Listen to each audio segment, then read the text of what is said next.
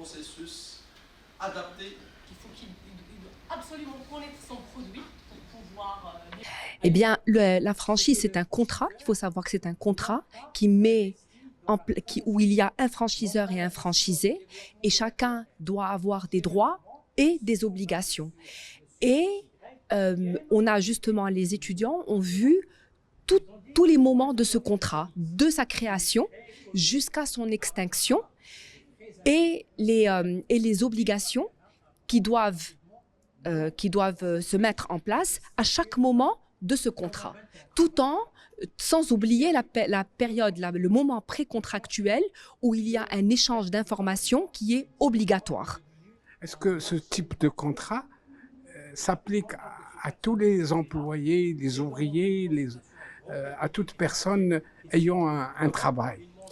C'est le contrat de franchise, c'est un contrat où il y a un franchiseur donc et un franchisé, et c'est l'article 230 qui s'applique, c'est-à-dire c'est la volonté contractuelle. C'est le contractant, c'est le franchiseur et le franchisé qui se mettent d'accord pour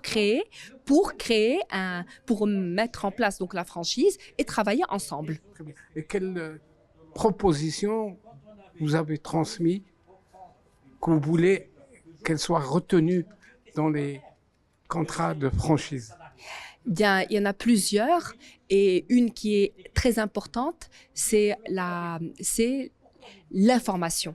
L'information claire, objective, complète doit être transmise aux franchisés de la part du franchiseur. Ils doivent connaître la portée de ce contrat et l'importance, la portée et les éléments sur quoi porte ce contrat. Donc, j'ai entendu inspiration et tout ça, c'est pourquoi je dis. L'atelier, ce n'est pas seulement une immersion dans le côté professionnel et dans le cadre professionnel mélangé à une pédagogie qui est bien évidemment encadrée par des professeurs. C'est aussi une prise en conscience de ce qui se passe, de ce qui manque, de tous les vides qu'on pourrait combler, de toute l'analyse juridique qui va derrière. Donc c'est un travail de recherche qui est très pertinent.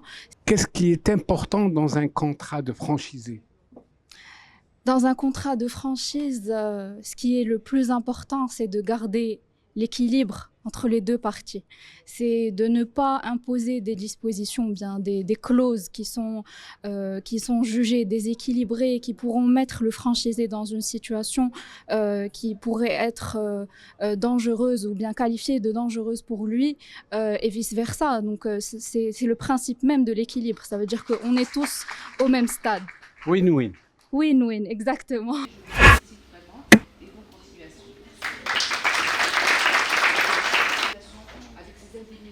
Avec la protection du franchisé, la manière de le protéger, le recours aux